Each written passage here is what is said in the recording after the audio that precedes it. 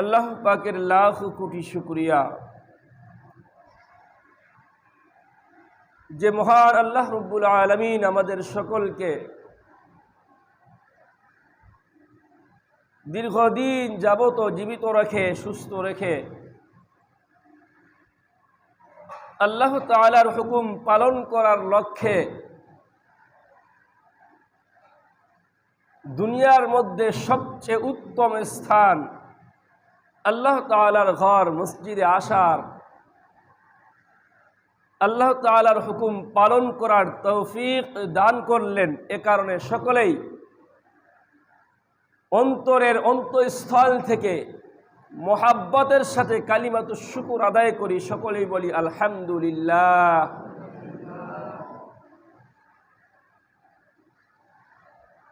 আমার গত জুমায় একটা বিষয়ের উপর আলোচনা চলতেছিল।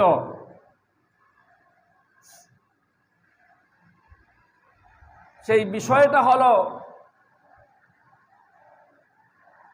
সন্তানের উপরে মা বাবার হক, অর্থাৎ মা বাবার জন্য সন্তান কি কি খেদমত করবে, কি কি কাজ করবে, কোন কোন কাজগুলো সন্তানের উপরে আবশ্যক মা বাবার জন্য।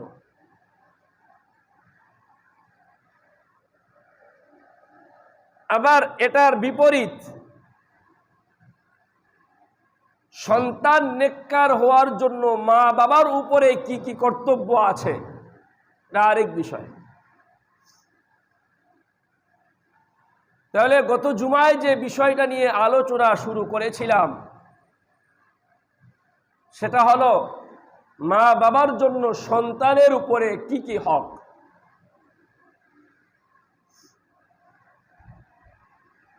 গত জুমায় যে আলোচনাগুলো করেছিলাম আল্লাহ তাআলার পবিত্র কালামের কিছু আয়াত দিয়ে, রাসূল করিম সাল্লাল্লাহু আলাইহি ওয়াসাল্লামের কিছু হাদিসের বাণী দিয়ে আল্লাহ তাআলা পবিত্র কালামের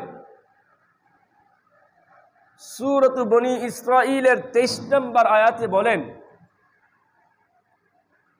قال الله سبحانه وتعالى وقضى ربك ألا تعبدوا إلا إياه وبالوالدين إحسانا। বলেছিলাম যে আল্লাহ রব্বুল আলামিন যে চূড়ান্ত ফয়সালা করে দিয়েছেন, আল্লাহ রব্বুল আলামিন নিজেই বলেন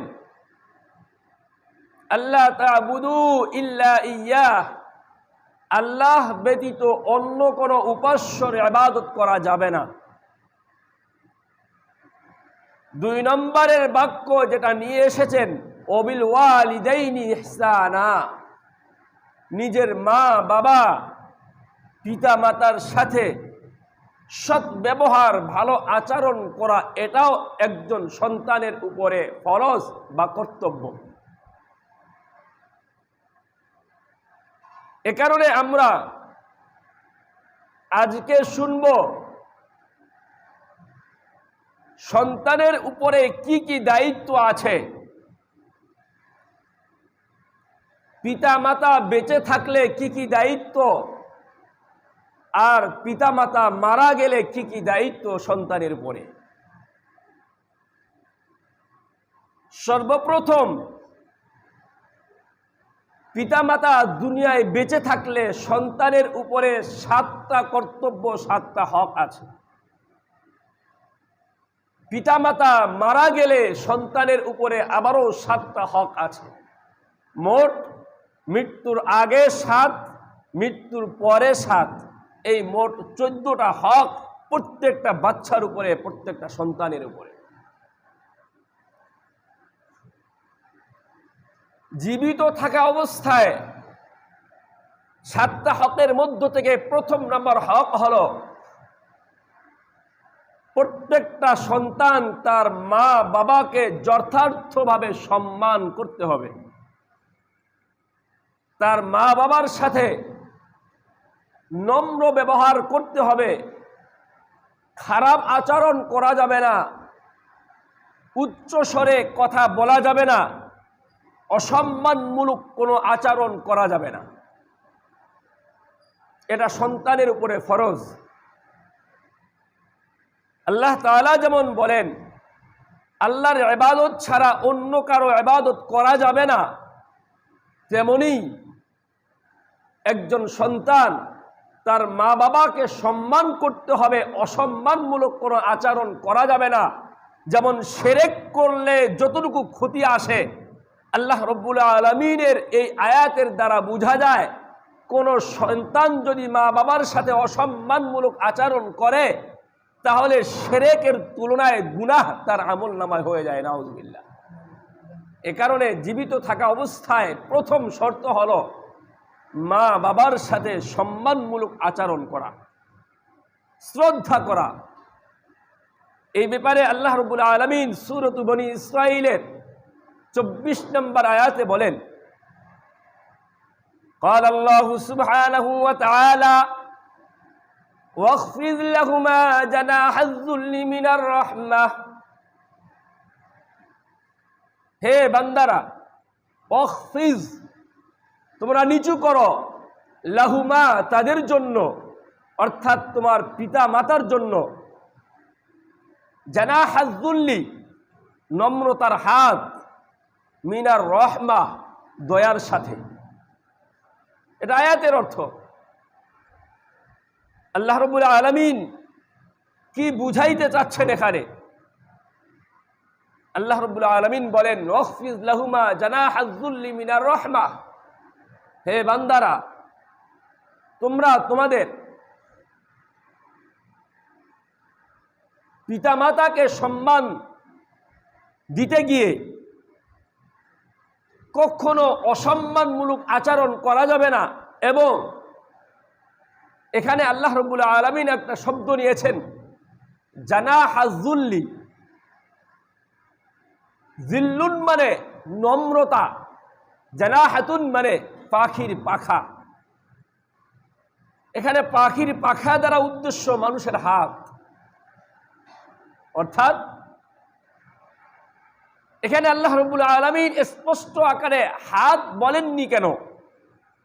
ওয়াখফিজ লাহুমা ইয়াদাইকুমা আয-যুল্লি, এটা তো বলতে পারতেন, কিন্তু আল্লাহ রাব্বুল আলামিন ওয়াখফিজ লাহুমা জানাহাজ যুল্লি, তোমার নম্রতার পাখা তোমরা মেলিয়ে দাও, তোমরা বিছায়া দাও, এই পাখার ভাষাটা নিয়ে আসলেন কেন?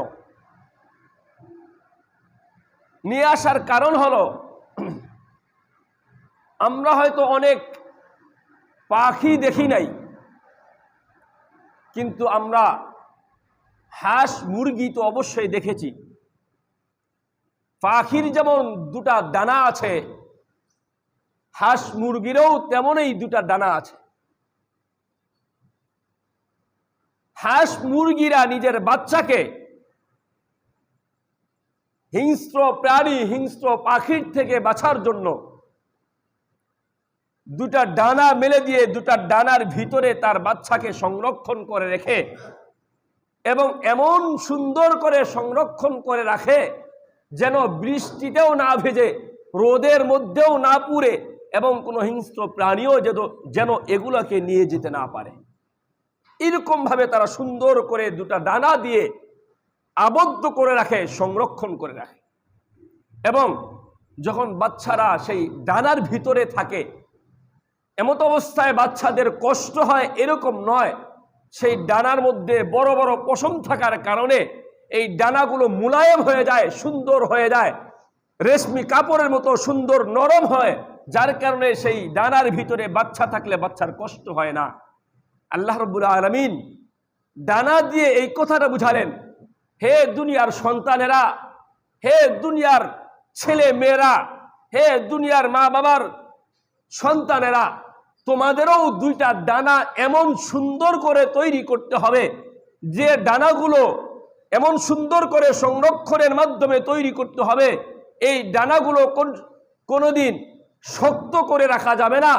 এই ডানার ভিতরে তোমার বৃদ্ধ মা বাবাকে এমন করে সংরক্ষণ করতে হবে তোমার বৃদ্ধ মা বাবাকে কেউ কোনো হিংস্র প্রাণী তার উপরে আঘাত করবে এটাও যেন কেউ করতে না পারে।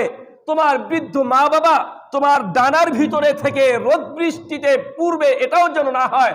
মোট কথা আল্লাহ রাব্বুল আলামিন পাখির ডানার মতো মানুষের হাতগুলোকে তুলনা দিয়ে এই কথাটা বুঝাইতে চেয়েছেন, হে বান্দারা তোমরা তোমাদের হাতকে এত সুন্দরভাবে তৈরি করো, তোমাদের হাতের ভিতরে তোমার বৃদ্ধ মা বাবারা যেন আশ্রয় পায়, তারা যেন কোনোদিন কষ্ট না পায়, তারা যেন কোনোদিন দুঃখ না পায়, তারা যেন কোনোদিন দু চোখের পানি না ফেলে, তোমাদের আশ্রয় থেকে তারা সবসময় যেন শান্তি উপভোগ করতে পারে।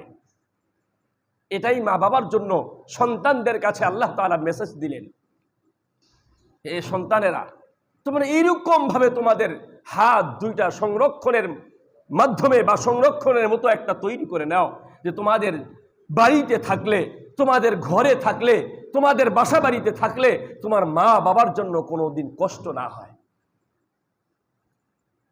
পক্ষান্তরে আজকে দুনিয়ার মধ্যে আমরা এমন সন্তান তৈরি হয়ে গিয়েছি, আমাদের মায়েরা আফসোস করে বলে যে আমার এই ছোট্ট একটা ঘর অর্থাৎ ছোট্ট একটা পেটের মধ্যে আমি 4টা সন্তানকে জায়গা দিতে পারছি, কিন্তু আমার সন্তানেরা আজকে বড় হয়ে গেছে, বড় বড় জায়গায় বড় বড় বাড়ি করেছে, মা বাবা বৃদ্ধাশ্রমে তাদেরকে রেখে এসেছে।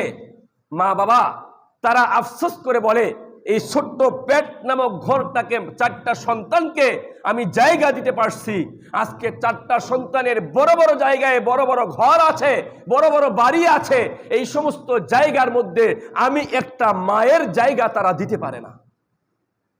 আফসোসের বিষয়।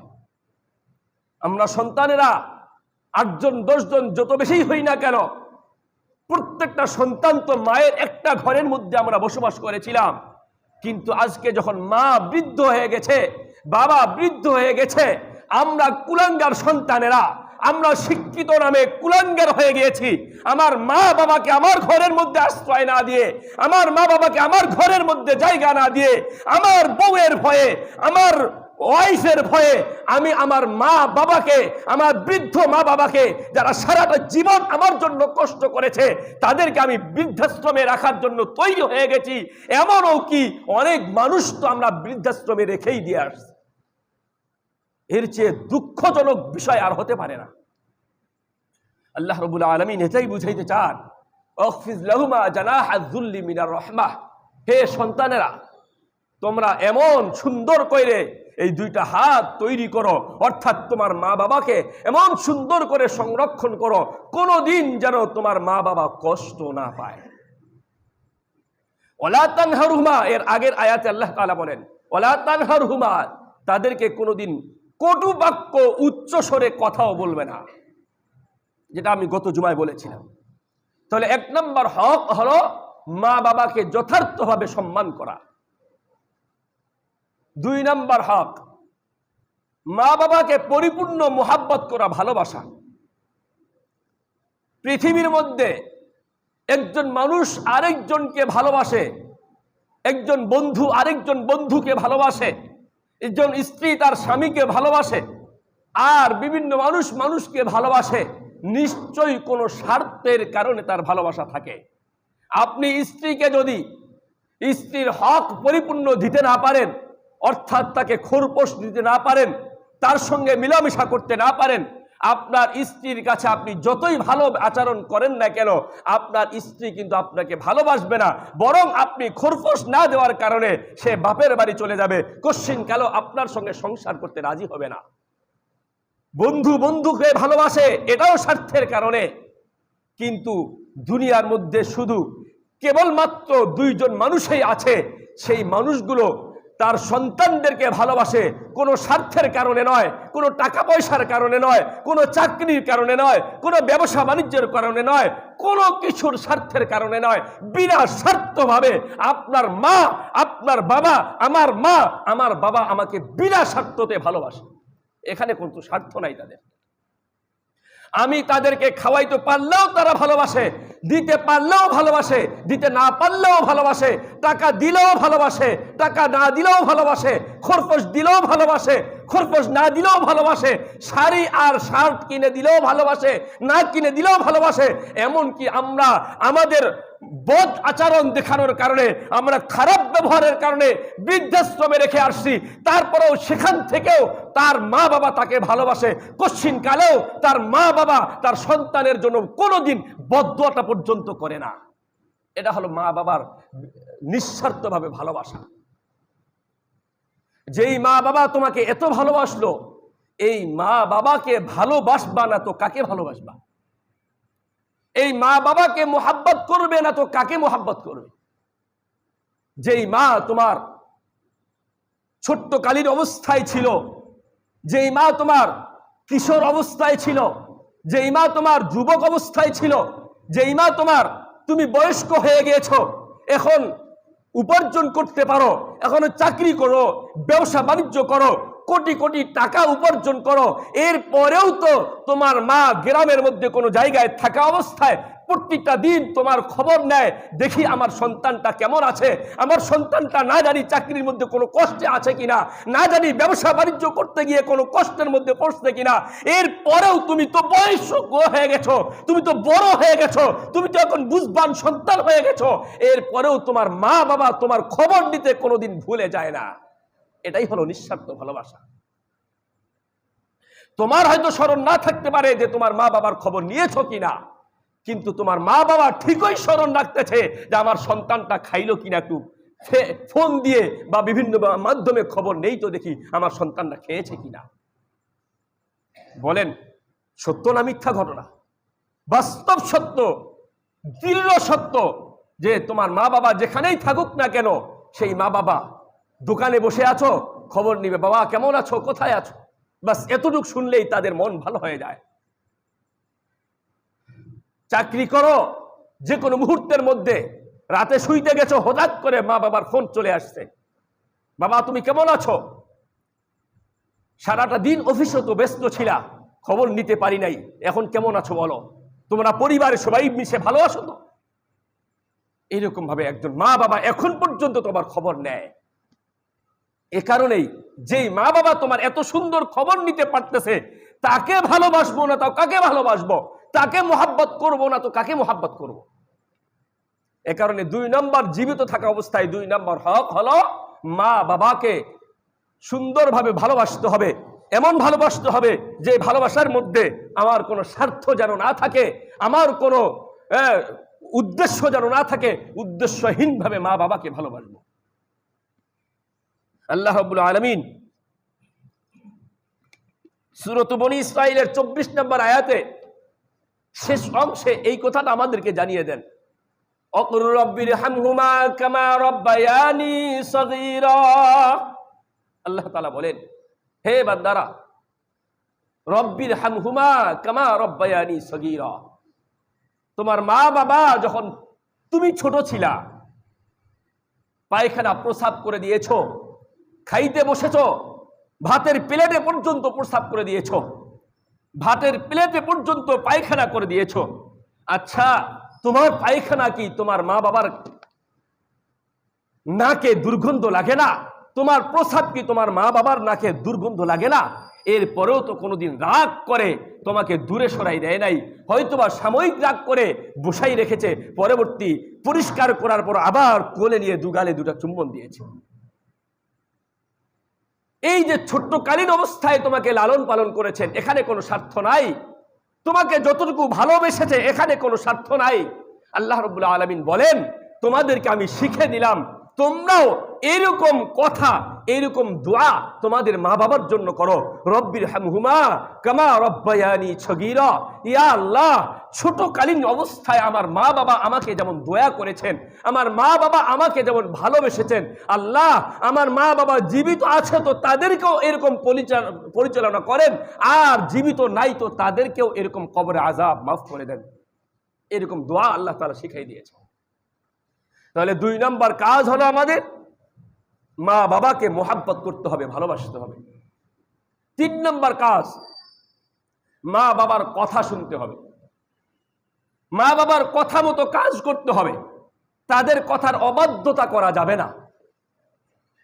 হ্যাঁ, এখানে একটা বিষয় আছে, কোনো মা বাবা যদি শরীয়তের বিরুদ্ধে কোনো কাজ করতে বলে, অর্থাৎ গুনাহের কাজ করতে বলে, অর্থাৎ উদাহরণস্বরূপ তোমাকে মদ পান করতে বলে, তোমাকে জেনা করতে বলে, তোমাকে বেবিচার করতে বলে, তোমাকে লোন তুলে সুদ খাইতে বলে, তোমাকে ঘুষ খাইতে বলে, এরকম যদি হুকুম দেয়, এই হুকুমটা মানা যাবে না।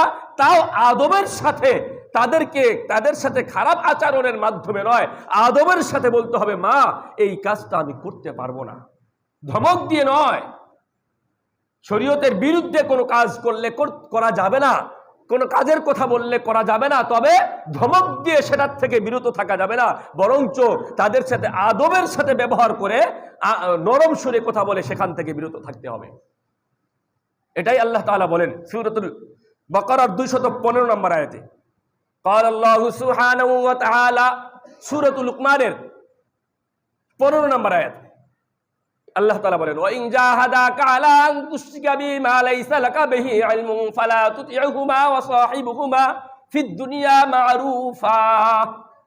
আল্লাহ তাআলা বলেন, ওয়াইন জাহাদাকা, যদি তারা তোমাকে নির্দেশ দেয়, অর্থাৎ তোমার মা বাবা তোমাকে নির্দেশ দেয়, আলা এই কাজের উপরে, আন তুশরিকা বি, যে তুমি আমি আল্লাহর সাথে শিরক করো, এই কাজটা করতে বলে, ফালা তুতি'হুমা, তাহলে এই কাজটা তুমি করিও না, এই কথাটা তাদের শুনিও না।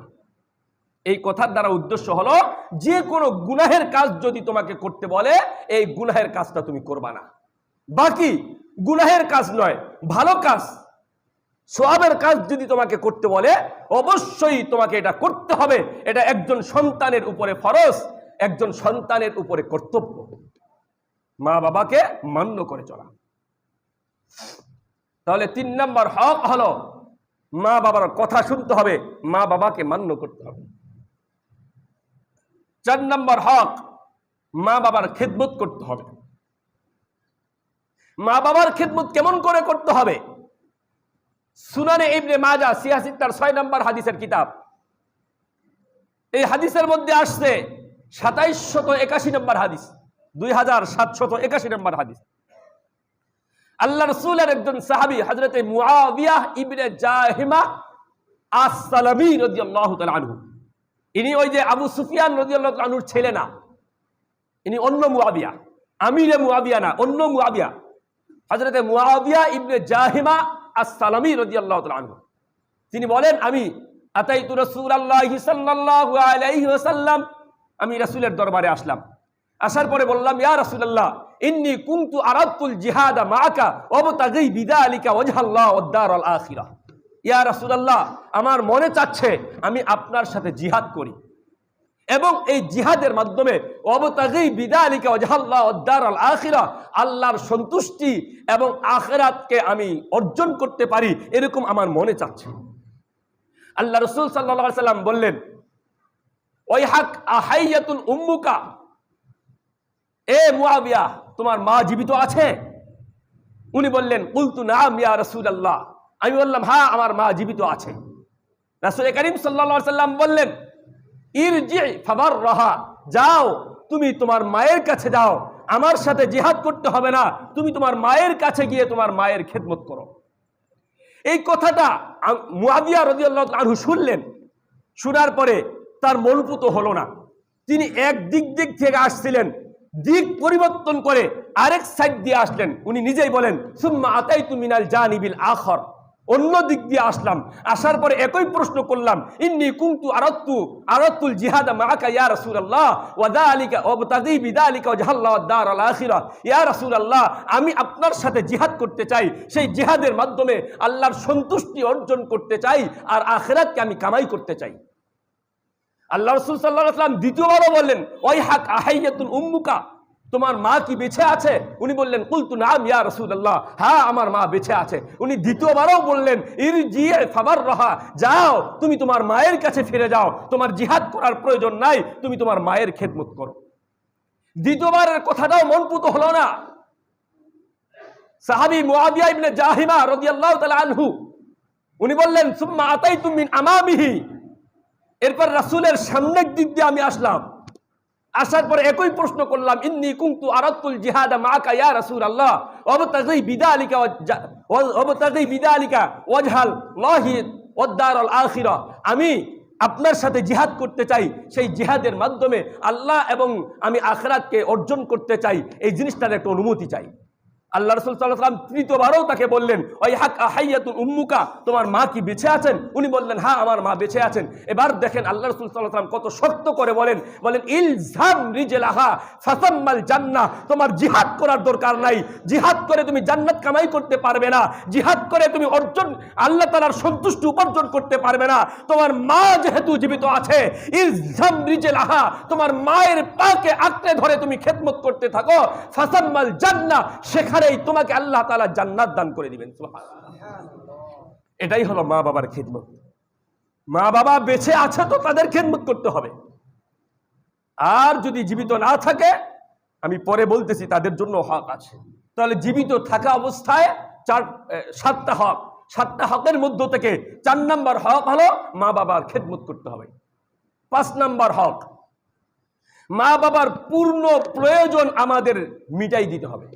আমরা যারা সন্তানেরা আছি, প্রত্যেকটা প্রয়োজন মা বাবার মিটাই দিতে হবে। এই ব্যাপারে আল্লাহ তাআলা বলেন সূরাতুল বাকারার 215 নম্বর আয়াত, ইয়াসআলুনাকা মাযা ইউনফিকুন কুল মা আনফাকতুম মিন খায়রিন ফালিল ওয়ালিদাইনি ওয়াল আকরাবিন। আল্লাহ রাব্বুল আলামিন রাসূল করিম সাল্লাল্লাহু আলাইহি সাল্লামকে সম্বোধন করে বলেন, ইয়াসআলুনাকা মাযা ইউনফিকুন, হে হাবিব, আপনাকে বিভিন্ন মানুষ প্রশ্ন করে মাযা ইউনফিকুন, যে আমাদের অর্থ কোন জায়গায় ব্যয় করব, আমাদের অর্থ কোন জায়গায় খরচ করব, এই বিষয়ে তোমাকে জিজ্ঞাসা করে। আপনি উত্তর দেন কুল মা আনফাকতুম মিন খায়রিন ফালিল ওয়ালিদাইন, তুমি পৃথিবীর মধ্যে যত খরচই করো না কেন, যত দান দক্ষিণা করো না কেন, যত মসজিদ বানাই দাও না কেন, যত মাদ্রাসায় তুমি খরচ করো না কেন, যত এতিমদেরকে তুমি চালাও না কেন, সবচেয়ে ভালো খরচ হলো তোমার মা বাবার উপরে যতটুকু তুমি খরচ করবা, এই খরচটা হলো সবচেয়ে বেশি দামি খরচ। এটার মাধ্যমে আল্লাহ তাআলা তোমাকে জান্নাত দান করবেন। ওমা আনফাকতুম মিন খায়রিন, আল্লাহ তাআলা নিজেই বলেন তুমি যত খরচ করো সেই খরচার মধ্যে মিন খায়রিন, সবচেয়ে উত্তম খরচা হলো লিল ওয়ালিদাইন, তোমার মা বাবার জন্য যে খরচাটা আছে। আজকে অত্যন্ত দুঃখ লাগে আমাদের সংসারের হালাত শুনলে। অনেক মা বাবা দুঃখের সাথে আমাদেরকে বলে, হুজুর আমার সন্তান আমার খরচ চালায় না। কিছুদিন আগে এই মসজিদের মধ্যে রাতে একজন ফকির জায়গা থাকার জন্য আসছেন। আমি তাকে অফিসে ডাকে বললাম যে আপনার পরিবারে কে কে আছে? উনি বললেন আমার 4টা সন্তান আছে, 4টা ছেলে আছে। আল্লাহর কসম করে বলি, সেই মানুষটা আমাকে জবানবন্দি দেয় 4টা সন্তানের একজন সন্তানও আমাকে খরচ দেয় না, যার কারণে শেষ পর্যন্ত আমি ভিক্ষার ঝুলি ঘাড়ে নিয়ে মানুষের দাঁড়ে দাঁড়ে ঘুরে বেড়াই। নাউজুবিল্লাহ, নাউজুবিল্লাহ। আচ্ছা বলেন, ভিক্ষার ঝুলি ঘাড়ে দিয়েছে তো একজন মানুষ, আমার তো মনে হয় আমার চোখের দেখা একজন হলেও চোখের না দেখা শত শত মা বাবা এরকম ভিক্ষার ঝুলি হাতে নিয়ে দাঁড়ে দাঁড়ে ঘুরে বেড়ায়, সন্তানেরা খরচ দেয় না বিধায়। আচ্ছা ভিক্ষার ঝুলি হাতে নাই নে, সন্তানেরা খরচ দেয় না, এরকম তো অসংখ্য অগণিত পরিবার আছে। আমি আমার নিজের কথা বলি, দুঃখের সাথে আমার মা একটা কথা শুনেছিল, সেই দিন থেকে প্রতিজ্ঞা করছি আমি। আমার মা বলে, এমনি কথায় কথায় বলেছিল, জিজ্ঞাসা করেছি এই অনুযায়ী বলছে তাই না। আমার মা বলছিল যে বাবা তোমরা যখন ছোট ছিলা বা তুমি হও নাই তখন, আমার বড় ভাইরা তখন জন্ম নিয়েছে, আমার চাচারা বাপ চাচারা 7 ভাই প্রায় একসঙ্গে খাইতেন, গরিব সংসার। তো আমার এক চাচার সাথে খাইতো, সেই সময় চাচারও বিবাহ হয়েছিল, চাচি ছিলেন আর মা ছিলেন, এক জায়গায় রান্না বান্না করতো। সে সময় যদি আমার দাদা আগেই মারা গেছেন, আমার বাবা যদি কোনো কষ্ট করে একটা শাড়ি আনতো, পুরাতন শাড়ি বিক্রি হইতো, আপনারা অনেকে জানেন অনেক এলাকায় পুরাতন শাড়ি বিক্রি হয়। পুরাতন শাড়ি কিনে আনলে আমার মা বলে সেই শাড়িটা আমরা তোমার চাচি আর আমি অর্থাৎ 2 ভাগ করে সেটা আমরা পরিধান করতাম। এমন কষ্ট আমাদের গেছে। ওই দিন থেকে আমি আমার মাকে বলছি, মা যতদিন পর্যন্ত এই তোমার ছেলে মাসুম বিল্লাহ বেঁচে আছে, তোমার দেখার টাইম নাই যে তার কাছে টাকা আছে কিনা। কোনোদিন শাড়ি থেকে কোনো জিনিসের প্রয়োজন হবে, সেটা আমাকে বলবে না, এরকম হতে পারে না। অবশ্যই তোমার প্রত্যেকটা জিনিসের প্রয়োজন আমি মিটাই দেবো ইনশাআল্লাহ। কোনোদিন যেন এরকম না হয় যে তোমার খাওয়া দাওয়ায়, তোমার থাকা, তোমার পোশাক আদির কষ্ট হচ্ছে, এরকম যেন না হয়। আমি এই ঘটনা দিয়ে একটা জিনিস বুঝাইতে চাই, শুধু কি আমার জন্যই আমার মা কষ্ট করেছেন? না। শুধু কি আমার জন্যই আমার বাবা কষ্ট করেছেন? না। এরকম তো অসংখ্য অগণিত পরিবার আছে যে এই পরিবারের মধ্যে দুঃখ কষ্ট করে আপনাকে পরিচালনা করে বড় করেছে, আপনাকে লেখাপড়া করেছে। আপনি আজকে শিক্ষিত হয়ে চাকরিজীবী হয়ে আপনার মা বাবার উপর খরচ দেন না, এটা কতটুকু বিবেকবানের কাজ হতে পারে, একটা মানবতার কাজ হতে পারে, আপনারা বিবেচনা করে দেখেন। এ কারণে 5 নম্বর হক হলো মা বাবার পূর্ণভাবে হক খরচাদি আমাদের দিয়ে দেওয়া। আজকে কি খাচ্ছে, কি প্রয়োজন, মায়ের শাড়ি আছে কিনা, বাবার পাঞ্জাবি শার্ট আছে কিনা, টুপি আছে কিনা, তারা নামাজ পড়তেছে কিনা, নামাজের হেজাব আছে কিনা, নামাজের জায়নামাজ আছে কিনা, তসবি একটা টিপে তসবি আছে কিনা, খাওয়া দাওয়ার ব্যবস্থা আছে কিনা, চাল আছে কিনা, ডাল আছে কিনা, মুরগি মাংস আছে কিনা, গরুর মাংস আছে কিনা, এগুলো আমরা খাইতে আমরা মা বাবার খোঁজ নিব না? আচ্ছা বলেন তো দেখি, আপনার ফ্রিজ খুললে তো ফ্রিজ জায়গা দেওয়া যাবে না গোস্ত আর মাছের কারণে, কিন্তু মা বাবার ঘরের মধ্যে ফ্রিজ আছে? কয়টা ফ্রিজ মা বাবার ঘরের মধ্যে দিয়েছেন? অসংখ্য অগণিত পরিবার পাওয়া যাবে নিজে তো সুখে আছি কিন্তু মা বাবার ঘরে সুখে নাই। যাই হোক, তাহলে 5 নম্বর হক হলো মা বাবার উপরে পরিপূর্ণভাবে খরচা দিয়ে আমার দিতে হবে। 6 নম্বর হক হলো মা বাবারা সুখে শান্তিতে থাকতে পারে এরকম সর্বদা চেষ্টা চালাতে হবে। 7 নম্বর হবে, সময় না থাকার কারণে আর দলিল আদিল্লার দিকে গেলাম না, 7 নম্বর হলো মা বাবাদের সঙ্গে সব সময় যখনই সুযোগ পাবেন দেখা সাক্ষাৎ করবেন এবং খোঁজ খবর রাখতে হবে। আপনি ফোনে খোঁজ নেন, প্রতিটা দিন একবেলা আপনি দূরে আছেন তো কি হয়েছে, বর্তমান ডিজিটাল যুগ, বর্তমান স্মার্ট বাংলাদেশ, আমরা ফোনের মাধ্যমে খবরাখবর নিতে পারি। কাজে সর্বপ্রথম আপনি কাজে যাচ্ছেন, আপনি দোকানে যাচ্ছেন, আপনি চাকরিতে যাচ্ছেন, বাসার থেকে বের হওয়ার আগেই অথবা বের হওয়ার পরেও ফোনটা বের করে কমপক্ষে 1 মিনিট ফোন দেন, মা তুমি ভালো আছো তো, বাবা তুমি ভালো আছো, এরপরে তুমি কাজে যাও। খোদার কসম করে বলতেছি, এই এতটুকু কথার কারণে মা বাবা তোমার উপরে খুশি থাকবে, তোমার ব্যবসার মধ্যে আল্লাহ বরকত দান দিবে, দূর করবেন, তোমার চাকরির মধ্যে বরকত দিবে, তোমার কর্মের মধ্যে আল্লাহ তাআলা বরকত দান করবেন। মা বাবার সঙ্গে ভালো আচরণ করেন, মা বাবার সঙ্গে কথাবার্তা বলেন, তাদের দেখাশোনা করেন, তাদের সঙ্গে যোগাযোগ করেন, দেখবেন তারা যদি খুশি থাকে। আমি এর আগেও গত জুমায় একটা হাদিস বলেছিলাম, ইবনে মাজাহ শরীফের 4488 নম্বর হাদিস বলেছিলাম। আল্লাহর হাবিব সাল্লাল্লাহু আলাইহি ওয়াসাল্লাম বলেন, রিজার রব্বি ফি রিজার ওয়ালিদাইন ওয়া সাখাতুর রব্বি ফি সাখাতিল ওয়ালিদাইন। তোমার মা বাবার সন্তুষ্টির মধ্যে আল্লাহ তাআলার সন্তুষ্টি, তোমার মা বাবার অসন্তুষ্টির মধ্যে আল্লাহ তাআলার অসন্তুষ্টি। কাজে তুমি তোমার মা বাবাকে যেভাবেই সন্তুষ্ট করতে পারবে এইভাবে আচরণ করবে। আল্লাহ তাআলা আমাদের সকলকে, আজকে তো আমি জীবিত থাকা অবস্থায় 7টা হক, এই 7টা বললাম, মৃত্যু বরণ করলে মা বাবা যদি মৃত্যুবরণ করে তাদের উপর 7টা হক আছে, তাদেরও জন্য 7টা হক আছে।